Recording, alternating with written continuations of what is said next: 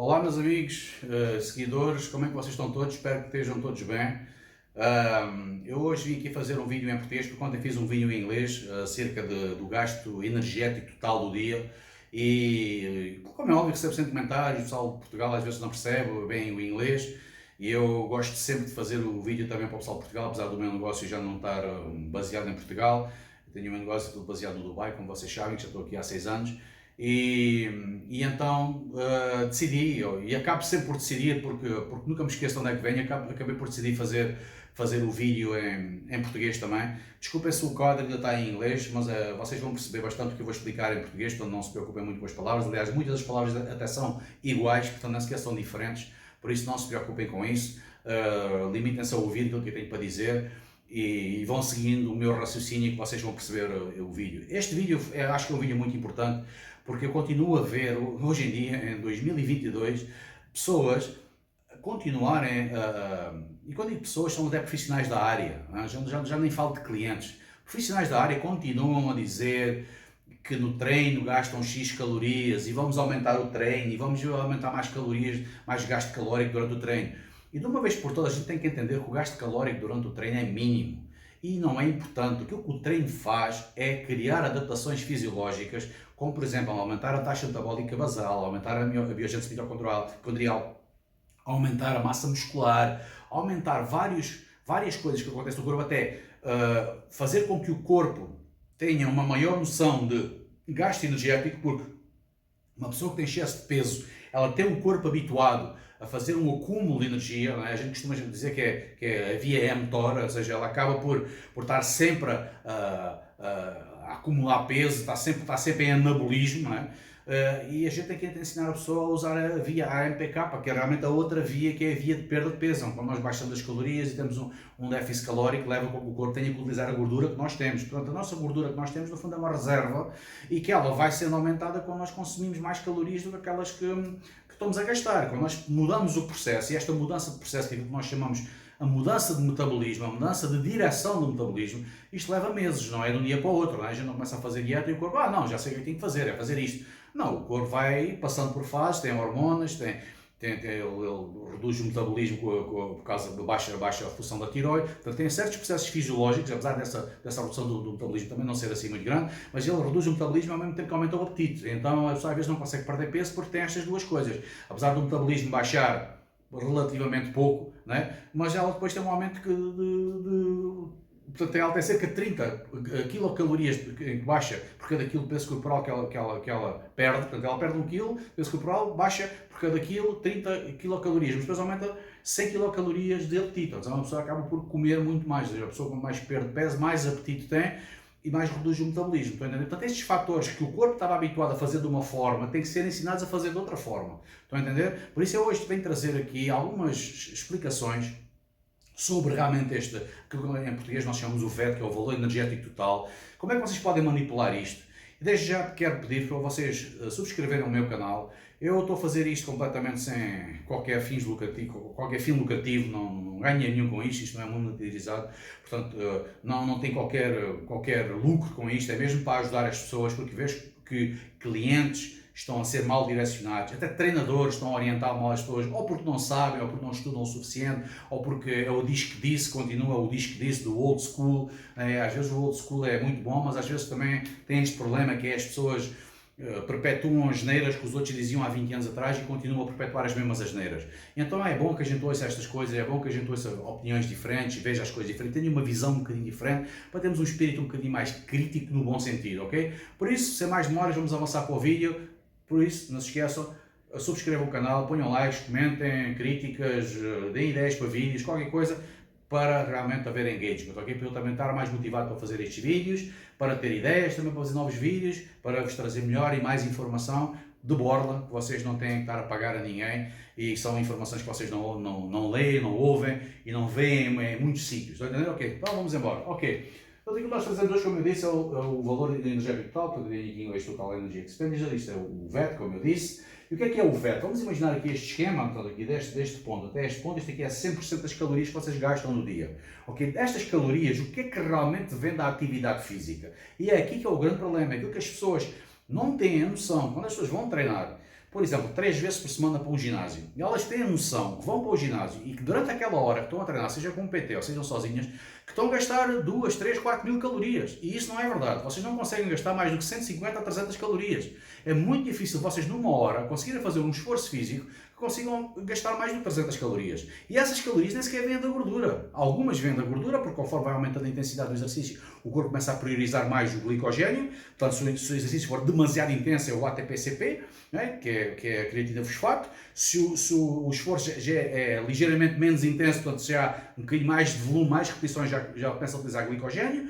Portanto, e ela utiliza sempre tudo. A gente começa a utilizar também gordura ao início, pouca, mais glucose, portanto, mais ATP, ATP-CP, e começa o ATP-CP a acabar. Começamos a utilizar gordura, glicogênio local e glucose. Essa glucose que vem do fígado, não é glucose sanguínea, porque nós no sangue temos apenas 5 gramas de açúcar, portanto, em todo o volume de 5 litros aproximadamente de sangue que nós temos apenas 5 gramas de açúcar, e esses 5 gramas servem para nós mantermos a nossa glicemia. A gente não gostamos que o nosso corpo baixe das 75 miligramas por decilitro, não gostamos que passe dos 99, porque, claro, quando comemos passa, não é? Mas a nossa média de jejum é esta, está aqui. Portanto, como vocês veem, a diferença é muito pouca e nós não queremos utilizar. O corpo não usa essa glicose para fazer exercício físico. Ele usa o glicogênio local do próprio músculo. Portanto, se vocês estão a fazer peito, ele usa o glicogênio do peito. Se vocês estão a fazer perna, ele usa o glicogênio do peito. Se for perna, é da perna. Se for do dorsal, é do dorsal. Ele não empresta glicogênio. O peito não telefona para o dorsal a dizer: estou a ficar cansado, já tenho glicogênio, presta-me lá o glicogênio do teu. Não, isto não acontece. Vocês utilizam glicogênio local. E depois utilizam glicogênio que é quebrado portanto, no fígado. No fígado nós temos o processo da glicogenólise, que é a quebra do glicogênio que existe no fígado. Essa glucose, portanto, é quebrado o glicogênio em moléculas de glucose. A glucose vem para a corrente sanguínea e vai para aquele músculo. Portanto, mas essa é uma quantidade, são cerca de 70 gramas que nós temos lá. Não temos assim muito, não é? Nós temos no nosso corpo todo cerca de 200 gramas de glicogênio, enquanto no fígado conseguimos apenas guardar cerca de 70 gramas, que é muito pouco, não é? Portanto, não há realmente aqui uma grande quantidade de glicogênio que nós temos reservado. Portanto, são os 3 sítios onde nós temos glucose: é sangue, muito pouco, cerca de 70 gramas no fígado e cerca de 200 gramas no corpo inteiro, nos músculos todos. Mas lembrem-se sempre disto: nós gastamos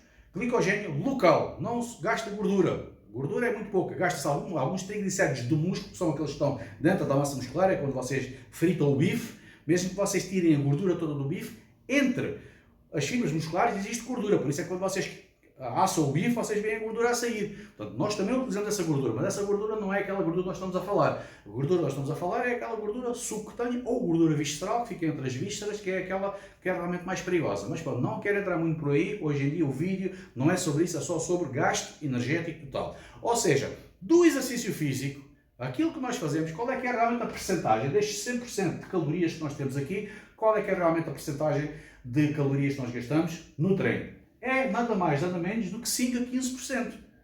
Nós não conseguimos. Vamos imaginar, por exemplo, vocês têm um gasto diário de 2.000 calorias.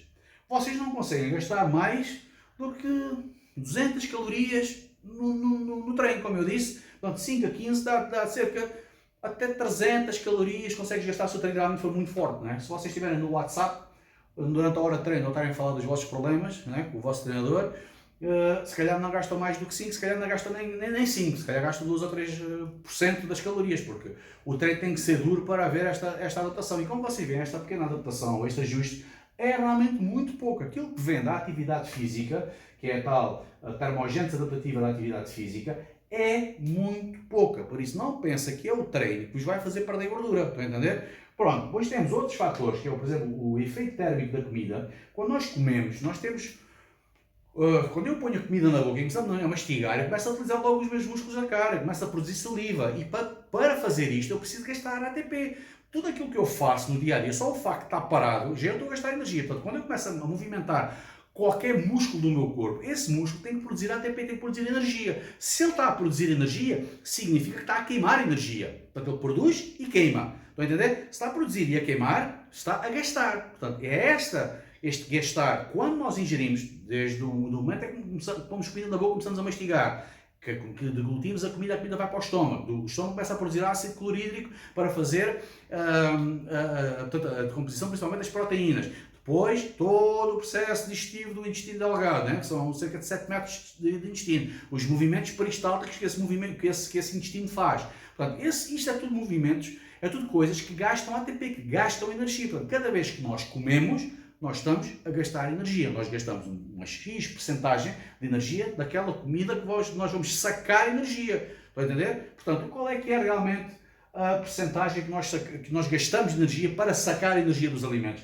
É cerca de 10%, mais ou menos 10%. Mais ou menos 10%, porquê? Porque tem a ver também quantas refeições é que vocês fazem, o tipo de comida que vocês comem às refeições. Há comidas que têm um efeito térmico, por exemplo, há macronutrientes que têm um efeito térmico maior que outros, há também comidas que têm um efeito térmico maior que outros, são comidas que são mais difíceis de digerir, com comidas ricas em fibra, comidas ricas em proteína, portanto são mais difíceis de digerir, então pode aumentar aqui isto, isso é que eu pus mais ou menos 10%, pode ir a 11%, pode ir a 12%, pode ir a 13%, ou se vocês comerem muitos carboidratos simples, nem sequer passa dos 3, 4%, estão a entender? Portanto, o que é que acontece? Este efeito térmico da comida não é nada mais, nada menos do que a rondar os 10%. E depois temos aquilo que é a vossa atividade do dia-a-dia, que não tem nada a ver com o exercício. É aquilo que vocês fazem, que a gente chama o Non-Exercise Active Thermogenesis, que é a termogênese adaptativa da atividade física, que não tem a ver com o exercício. Portanto, aquilo que vocês fazem durante o dia, desde o momento em que vocês se levantam na cama. Eu levanto-me da cama e vou à casa de banho, já estou a andar, já estou a gastar energia. Eu vou à casa de banho, vou à cozinha, da cozinha volto para o quarto, do quarto volto para a cozinha,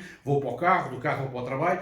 Isto é atividade física que não tem a ver com exercício. Portanto, é uma atividade física, é a vossa atividade física diária, que qualquer pessoa faz, e esta atividade física diária é nada mais nada menos também que sensivelmente entre 5% e 15%. O que é que acontece? Ou seja, quando vocês veem a percentagem de exercício, de efeito térmico da comida e de efeito da vossa atividade física fora do exercício, é muito pouca. Ou seja, de onde é que vem realmente o gasto energético durante o dia? Cerca de 70%, ok? Vem da vossa taxa metabólica basal. O que é a taxa metabólica basal? Taxa metabólica basal é a energia que o nosso corpo utiliza para estar 24 horas em repouso, ou seja, o que o coração gasta quando bate durante essas 24 horas, o cérebro, o fígado, os rins, os músculos, que são organismos vivos, estão sempre a queimar energia mesmo que estejam parados. Se vocês estiverem a dormir, os vossos músculos estão a consumir energia. Portanto, isso chama-se taxa metabólica basal, portanto é o base, ok? É a taxa de calorias que vocês gastam para apenas sobreviverem, para apenas estarem em repouso, estão a entender? Portanto, é aqui que nós temos que trabalhar e é aqui que entra a tal perda de gordura. A gente, quando somos bons treinadores, nós obviamente elaboramos bons treinos, mas esses treinos é com o objetivo de criar adaptações aqui. Porque nós sabemos que é aqui que isto pode aumentar ou reduzir muito, estão a entender? Portanto, quando nós fazemos determinado tipo de treinos, nós aumentamos a nossa taxa metabólica basal por aumentarmos massa muscular, por aumentarmos o número de mitocôndrias, que é aquilo que se chama a biogênese mitocondrial. Nós podemos aumentar uma série de coisas do corpo, ajudar o corpo a fazer melhor a digestão, a absorver melhor os alimentos, a utilizar melhor os alimentos. Quer dizer, existe uma série de coisas que nós fazemos que têm a ver com o treino, mas não são calorias gastas no treino, são adaptações criadas no treino que vão ajudar aqui na taxa metabólica basal. Estão a entender? Portanto, eu fiz aqui este esquema para vocês perceberem que realmente está na hora dos treinadores pararem de enganar as pessoas a dizer que vamos hoje fazer um treino que vai gastar 10.000 calorias e vai gastar 1.000 e vai gastar 5.000. Isso é mentira, vocês não conseguem gastar mais do que, como eu disse, entre 150 a 300 calorias numa sessão de treino. Se vocês treinarem 3 vezes por semana, vocês estão a gastar apenas 3 horas em 168 horas que tem uma semana. Portanto, já viram que é muito pouco gasto, não é? É cerca de 2,2%, é muito pouco. Portanto, este é o esquema de onde é que vocês gastam essas calorias e aqui é como nós conseguimos identificar qual é que é a nossa taxa metabólica basal. Existem várias maneiras de identificar a nossa taxa metabólica basal, porque isto é a nossa base como treinadores, para nutricionistas também, que é quando nós prescrevemos o treino, como é que nós calculamos a comida para nós termos uma ideia de que esta pessoa está em déficit calórico, ok? Portanto, o que é que nós temos? Nós temos aqui o melhor método, é a calorimetria indireta, que é um sistema que vocês têm aqui para uma clínica, são ligados a uma máquina e esses resultados também vêm rápido, o teste até é bastante rápido, eles fazem a medição do VO2 máximo e veem o substrato que está a ser utilizado mais, eles conseguem, até com um bom nível de precisão, calcular esta taxa metabólica basal. Claro que aquilo não diz qual é a comida, porque ele não sabe a comida que vocês estão a comer, ele consegue mais ou menos calcular, mas ele não sabe quantos passos é que vocês dão por dia, ele não sabe como é que está o vosso sono, ele não sabe como é que está o vosso treino, mas aqui na taxa metabólica basal tem realmente uma precisão enorme e continua a ser o melhor método. Depois nós temos as fórmulas, né? Aquelas fórmulas que nós usamos, ou equações, que para bodybuilders, para culturistas, nós temos a equação de Tinsley e a equação de Cunningham, que são as mais precisas nesse aspecto. Depois temos para pessoas com excesso de peso, overweight, temos a equação de Mifflin-St. George. Para pessoas normais, nós temos a equação da FAO, a World Health Organization, que é a OMS, que é a Organização Mundial de Saúde. Temos a Mifflin, que também serve para pessoas normais, e temos a Harris-Benedict. Estas são as formas que nós utilizamos para fazer o cálculo da taxa metabólica basal e também ajudam-nos a calcular depois aqui com o fator de atividade, porque depois isto é dado um valor e depois nós multiplicamos pelo fator de atividade para termos mais ou menos a noção de qual é que é a atividade da pessoa. Claro que isto é tudo muito instintivo, a gente mais ou menos, ou seja, fazemos uma anamnese ao cliente e perguntamos, você normalmente dá quantos passos por dia? Quantas vezes treina por semana? Então é sempre, por isso é que é uma forma, uma equação, não é preciso, estão a entender? Existe sempre uma grande probabilidade de falha do cálculo, estão a entender? Por isso como é que nós sabemos se estamos a falhar ou não? Através dos resultados. Claro que se o cliente não mentir, porque se o cliente mentir, estás a fazer dieta? Estou, claro que estou, não estou, obviamente que estou, não é?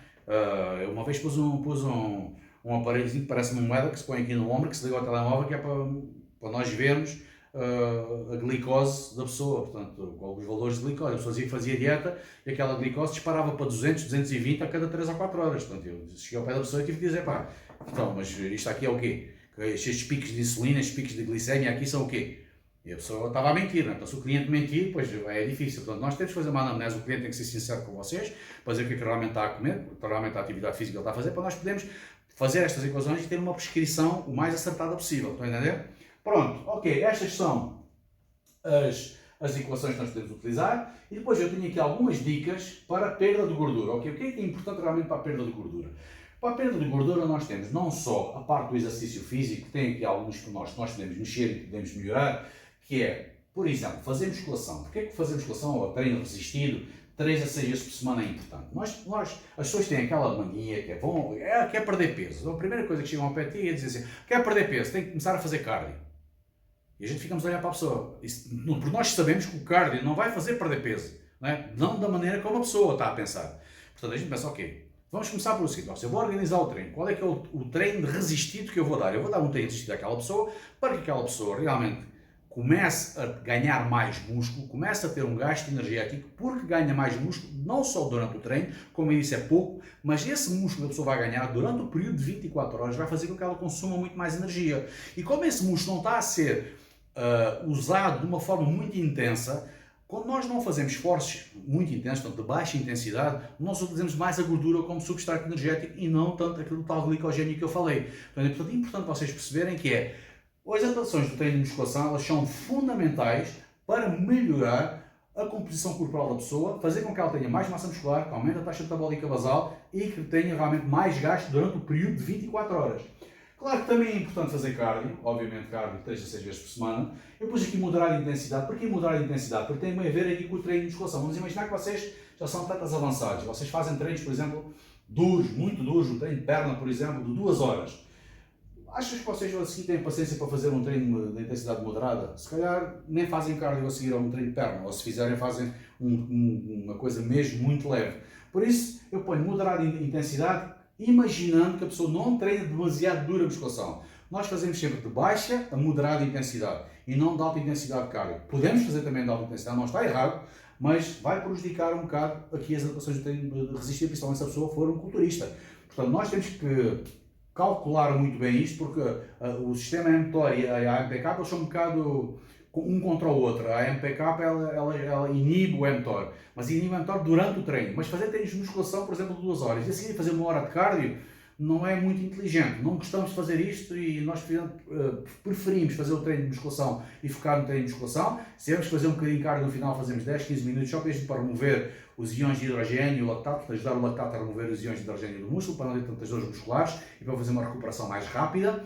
mas não temos uma necessidade de fazer o cardio logo a seguir ao treino. Podemos fazer o cardio no final do dia. Portanto, deixamos uma hora do final do dia, então vamos andar com um passo relativamente acelerado, portanto, uma hora à noite, portanto, fora do treino de musculação. Portanto, já fizemos a recuperação aqui do músculo, já demos 6 a 8 horas de diferença do treino de musculação para o treino cardio, podemos depois dividir isto para não ser 3 horas de treino intenso, portanto 2 horas de musculação mais 1 hora de cardio, que realmente, na experiência, nós vemos que não é muito inteligente. Okay? Nos estudos científicos ainda há muita contradição e dizem, não, mas isto não são concorrentes porque a AMPK bloqueia o mTOR, mas é só durante o treino, depois a seguir ao treino, assim que nós consumimos proteína, começamos a fazer síntese proteica. Sim, é verdade, isso é verdade, mas o que nós vivemos na realidade é, pá, quem treina a sério, quem treina perna a sério, quem treina costas a sério, acaba um treino de costas, acaba um treino de perna, daqueles treinos mesmo duros, em que a gente fazemos ali muitas séries, 25, 30 séries efetivas, não séries totais, mas séries efetivas, séries até chegar à falha muscular ou perto da falha muscular, e ninguém tem paciência para se meter numa Stairmaster, nem consegue, porque nem consegue andar até ao carro e fazer 1 hora de Stairmaster. É impossível, estão a entender? Por isso eu prefiro dividir, ok? Pronto. Musculação, cardio e, como é óbvio, o nosso amigo déficit calórico, não é? Aquela conversa de sempre. É mais fácil tu fazeres um déficit calórico de 1000 calorias do que fazeres 1000 calorias num treino. Como é óbvio, não é? Como eu já disse, você não consegue gastar mais de 150% das calorias numa hora de treino. Então, para vocês fazerem um gasto energético vindo do treino de 1000 calorias, terias de estar pelo menos umas 3 horas ou 3 horas e meia. E isso não é viável, porque a pessoa não tem tempo para isso e depois a pessoa está morta, não é? Há ali uma série de reações inflamatórias que não faz sentido nenhum. Portanto, isso não tem qualquer sentido. Portanto, o que é que nós fazemos? Nós vamos mexer na dieta da pessoa. E é na dieta que nós conseguimos mexer nisto. Claro que o treino ajuda-nos. Nós temos aqui uma série de coisas, como eu disse aqui no treino de musculação. Nós temos a produção de uma miocina chamada irisina, que ela é muito importante para nós estimularmos 2 proteínas que nós temos no tecido gorduroso branco, né? Nós temos o tecido gorduroso branco e temos o tecido gorduroso marrom ou castanho, chamem como quiserem. Nós temos as 2 proteínas que chamam-se a UCP1 e a UCP2, que é Uncoupling Protein 1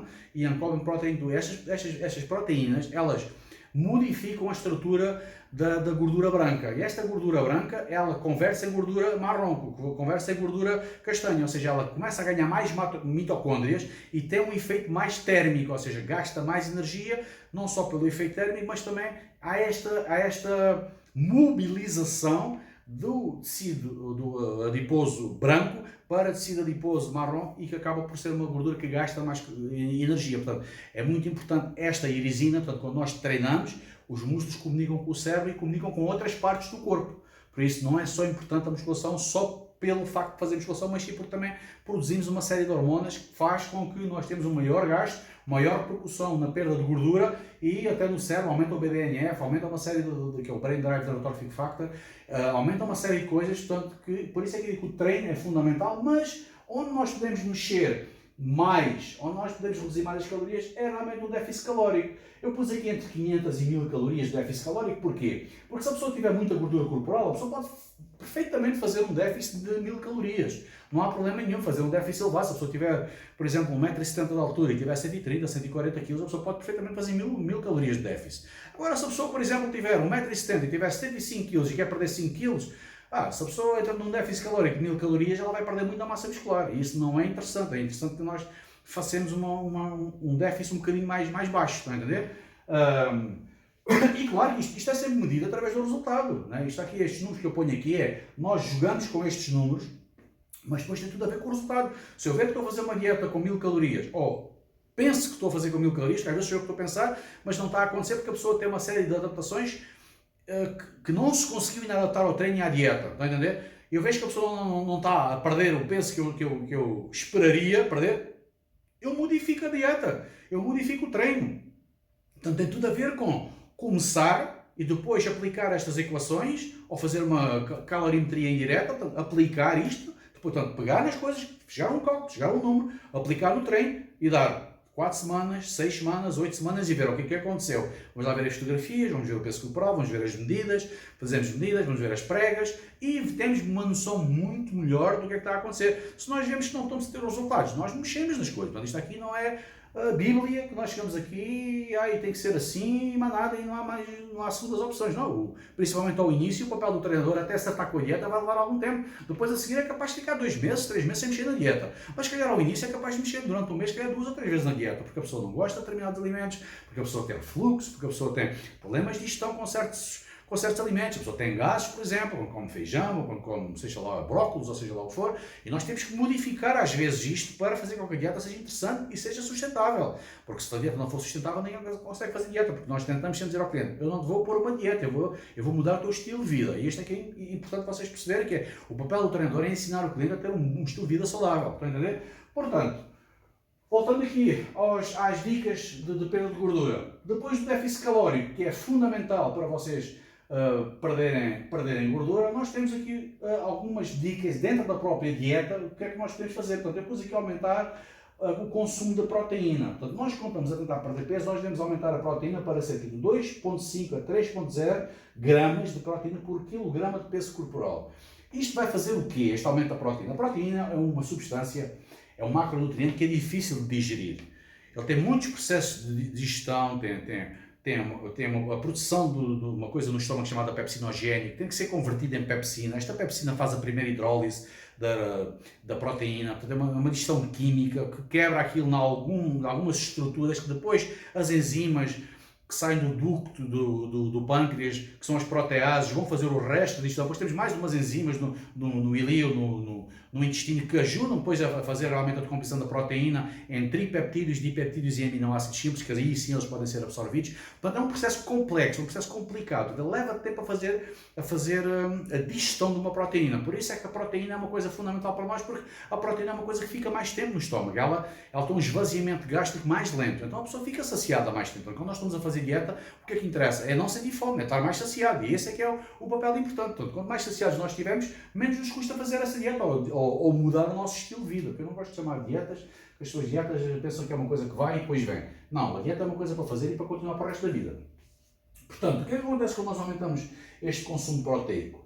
Nós temos um atraso no esvaziamento gástrico, temos uma dificuldade em fazer a digestão, vamos mais tempo a fazer a digestão, e depois temos um aumento de umas hormonas que nós produzimos no duodeno. Portanto, quando a comida sai do estômago, né, o estômago tem 2 válvulas, uma aqui em cima, que é o cardio, e depois temos aqui o pylori. E então o que acontece? Quando a comida sai, ela sai por uma curva, né, que é onde sai a bilis do fígado, e depois tem aqui o ducto do pâncreas. Então temos aqui uma curva, que é a primeira parte do intestino delgado, que se chama duodeno. Nós temos o duodeno, nós temos o jejuno e temos o ilíaco, que é a maior parte do intestino delgado. Mas no duodeno nós temos ali uma produção de hormonas que são fundamentais e que esta proteína estimula. Esta proteína estimula, por exemplo, esta proteína que é o GLP-1, que é o Glucagon-like Peptide 1. Esta proteína está aqui, é fundamental para reduzir a fome. Ou seja, este GLP-1, produzimos também uma hormona chamada colicistoquinina, que é a CCK. Produzimos uma hormona chamada polipeptídeo YY. Produzimos uma hormona chamada GIP, que é o GIP. E o que acontece? Estas hormonas, elas vão ao cérebro e elas inibem uma coisa que nós temos aqui, que é a PONC. Ou seja, a PONC. Aliás, inibem não, elas estimulam a PONC que inibe a grelina, o GNA-GAUTI, o neuropeptídeo Y e a DPP4, que é a dipetilpeptidase. Portanto, quando o GLP-1, a CCK e o polipeptídeo YY e o GIP vão ao cérebro, elas nesta PONC, que é a própria melanocortina, elas estimulam a própria melanocortina e esta própria melanocortina, ela reduz a fome. Portanto, esta grelina é uma hormona que nós produzimos no nosso estômago, que ela aumenta quando nós estamos com fome. Então, ou seja, quando há o esvaziamento gástrico, assim nós estamos a fazer a digestão e a comida sai do estômago, o corpo começa a produzir grelina. Esta grelina vai ao cérebro, vai à PONC, né? Estão a entender? E inibe a PONC. Portanto, começa a ativar o mecanismo de fome. Então aumenta a grelina, aumenta o gene AGOTI, aumenta o neuropeptídeo Y e aumenta também a DPP4. O que acontece? Ao fazer isto, nós temos muito mais fome. O que é que esta PONC faz? Ela baixa a grelina, o gene AGOTI, a neuropeptídeo YY e estimula a DPP4. Esta DPP4 ela é fundamental para quebrar o GLP-1. Ou seja, quanto mais DPP4 nós tivermos, menos tempo este GLP-1 dura. Ou seja, este GLP-1 ela dá a sensação de redução de fome. Ou seja, esta é uma hormona que nós produzimos, mas ela dura só apenas alguns minutos. Ela não dura muito tempo. Então o que é que acontece? O corpo humano, para não morrer de fome, ele tem um mecanismo para destruir esta hormona, porque esta hormona ficava ali durante horas e a pessoa nunca sentia fome. Então, morria de fome sem sentir fome. Então, para o corpo voltar a sentir fome, ele faz com que esta proteína seja uma proteína, ou esta hormona, que é uma proteína, seja decomposta muito facilmente. Quem é que decompõe esta GLP-1? É a dipetilpeptidase 4. Portanto, esta dipetilpeptidase 4, quando é inibida, estão a entender? O GLP-1 dura mais tempo. Portanto, inibe grelina, inibe GNH-OT, inibe neuropeptidase, inibe DPP-4, ou seja, nós temos mais saciedade. Ou seja, aumentar a proteína não tem só a ver com a parte digestiva, do estômago, do esvaziamento gástrico, de ser difícil de digerir, como também no cérebro funciona como quase como uma hormona, funciona quase como algo que é aquilo que nós chamamos, que é anorexígena, faz com que nós comemos menos, né? Pronto, isto aqui é para vocês perceberem qual é a importância do aumento da proteína. Depois eu pus aqui comer 4 a 5 refeições completas. Porquê comer 4 a 5 refeições completas? Porque é importante em cada refeição que as pessoas ponham todos os macronutrientes, ponham proteínas, que ponham carboidratos, que ponham gordura e ponham fibra.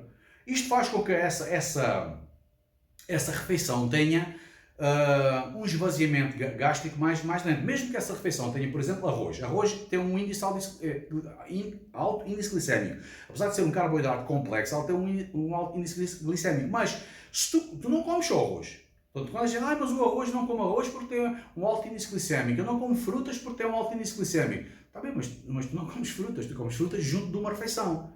E ao comer essas frutas ou esse arroz junto de uma refeição, o que é que vai acontecer? Vai atrasar o índice glicémico. O índice glicémico é a velocidade com que essa glucose, com que a decomposição daquele alimento é feita, chega à corrente sanguínea e o corpo estimula a insulina. Portanto, este índice glicémico, numa refeição, é muito menor do que se vocês comerem snacks. Vou comer agora no meio da tarde ou no meio da manhã, vou comer um chocolate, ou vou comer qualquer coisa, só aquela comida. E aquela comida, claro, que se tiver um índice glicémico elevado, vai realmente criar um pico glicémico, que vai fazer um pico de insulina, e que pode fazer um vale de insulina, porque a pessoa depois começa a fazer picos e vales, e nos vales pode ter uma hipoglicemia, pode até desmaiar e entrar em coma, né? Já vi vários casos acontecer isso de pessoas que começam principalmente a ficar pré-diabéticas, que disparam insulina cada vez que comem algum tipo de carboidrato, disparam insulina para 200, 220, 230, às vezes 300, e depois quando baixam para 30. Não é? Quando eu já vos disse que é para estar entre 75 e 99, então baixam para 30 também para o glicemia e desmaiam, caem para o lado. A pessoa desmaiou, sentiu-se mal.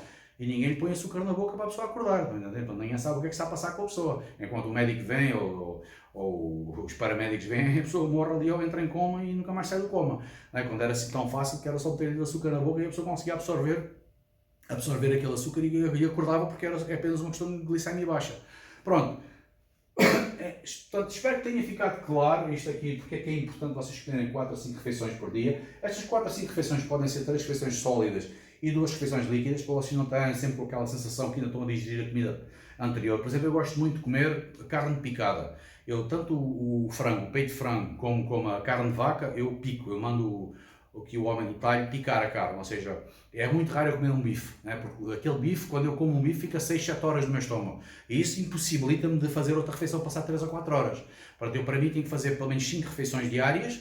Essas refeições têm que ter um volume calórico que seja considerável, porque eu tenho praticamente 112 kg.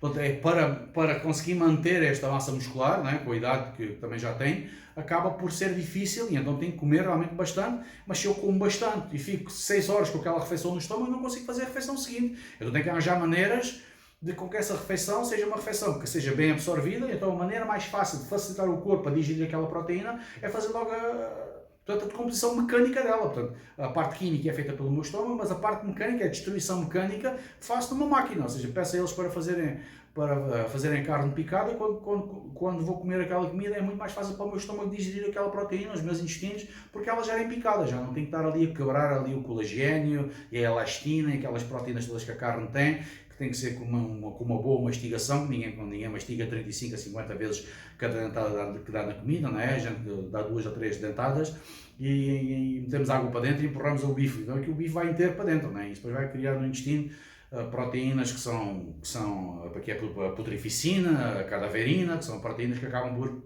fermentar depois no vosso intestino e depois criam gases, e quando vocês vão à casa de banho ninguém consegue entrar no prédio, né? Porque cheira tão mal que, por isso as pessoas normalmente, eu pergunto sempre, uma das coisas que eu pergunto sempre quando faço a anamnese dos meus clientes é qual é o cheiro das fezes e a forma das fezes, porque se a pessoa realmente tiver com fezes com um cheiro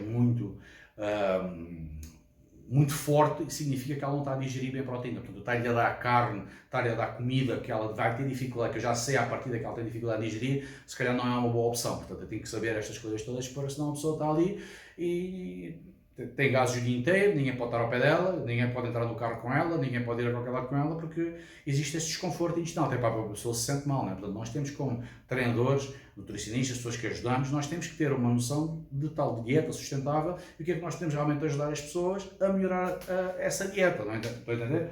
Pronto, o que é que nós temos aqui mais? O aumento de fibra, também é muito importante, 40 a 50 gramas por dia de fibra. A fibra é fundamental porque a fibra ela vai alimentar as bactérias boas do nosso intestino, aquelas que nós chamamos as bactérias gram-positivas.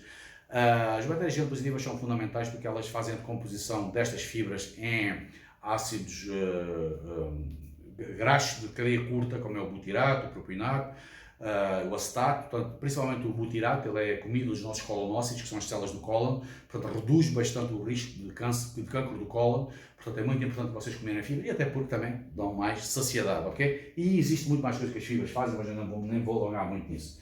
Outra coisa muito importante é comer frutas e vegetais 2 a 3 vezes por dia.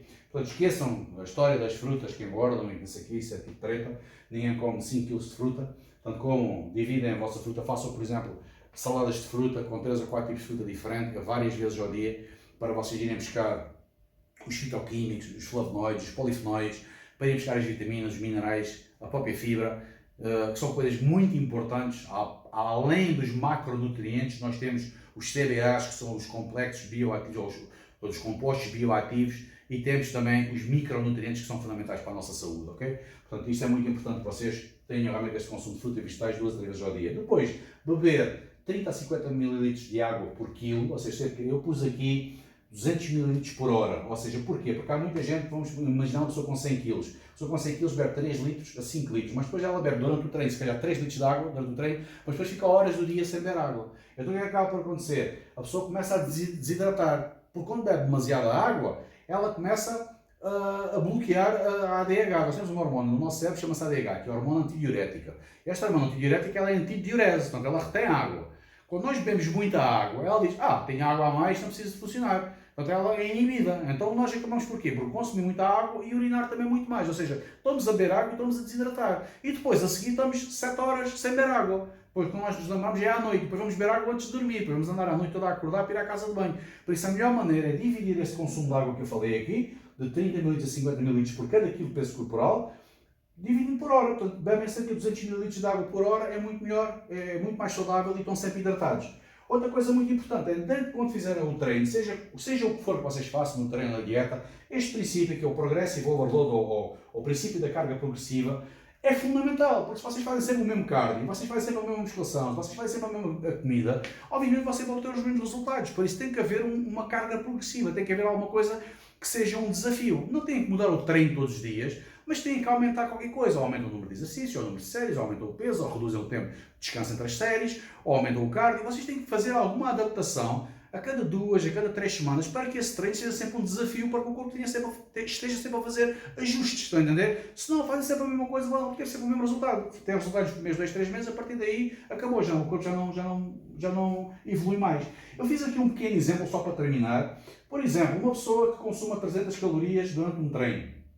Como eu falei, uma pessoa que ela faz 300 calorias durante o treino, ela mais ou menos, 300 calorias. Vamos imaginar que essas 300 calorias vêm só de gordura, que já vos expliquei que não vem da gordura, vem do glicogênio local, existe uma parte que também vem da gordura. Mas vamos imaginar que a pessoa treina e que gasta 300 calorias de gordura. Estas 300 calorias de gordura são sensivelmente 40 gramas de gordura. Portanto, 300 calorias, porquê? Porque cada human body fat, isto aqui é a gordura corporal humana, por cada quilo de gordura corporal humana nós temos cerca de 7.700 calorias, ou seja, se eu gastar 300 calorias estou a gastar 40 gramas de gordura. Portanto, estas 40 gramas de gordura, se eu treinar 3 vezes por semana, 40 vezes 3 dá 120. Eu gasto 120 gramas de gordura por semana. Se eu multiplicar por 52 semanas, que é um ano, eu vou ter uma perda completamente ridícula, de 6 kg. Né? Ou seja, ninguém está no ginásio, ninguém contrata um personal trainer para perder 6 kg num ano. A pessoa quer perder 6 kg em 2 meses, ninguém quer perder 6 kg num ano. Então, estão a entender? Pronto. Só para terminar isto, é com este exemplo para vocês perceberem que isto não tem nada a ver com o exercício. O exercício é apenas para criar adaptações fisiológicas, para vocês melhorarem a vossa vida, para vocês terem também uma melhor postura, para vocês também terem costas mais fortes, articulações mais fortes, porque o exercício físico não é só perder gordura ou ganhar músculo, tem a ver também com a vossa postura, tem a ver a maneira como vocês vão às compras e carregam os sacos, tem a ver com muita coisa, com um aumento de qualidade de vida, uma melhoria da qualidade de vida, que às vezes a gente não fala, mas é muito importante. Um homem com 70 anos não consegue carregar nos sacos do carro e ir para casa e fazer 150 ou 200 metros. Isto é qualidade de vida, por isso é que a musculação é fundamental, a atividade física é fundamental, porque não tem só a ver com hormonas, não tem só a ver com perda de gordura, não tem só a ver com ganho de massa muscular, tem a ver com a qualidade de vida em geral. Ok pessoal, muito obrigado, espero que tenham gostado, não se esqueçam de subscrever, pôr um like, muito obrigado mais uma vez e um grande abraço para Portugal e espero que esteja tudo bem com vocês, ok? Muito obrigado.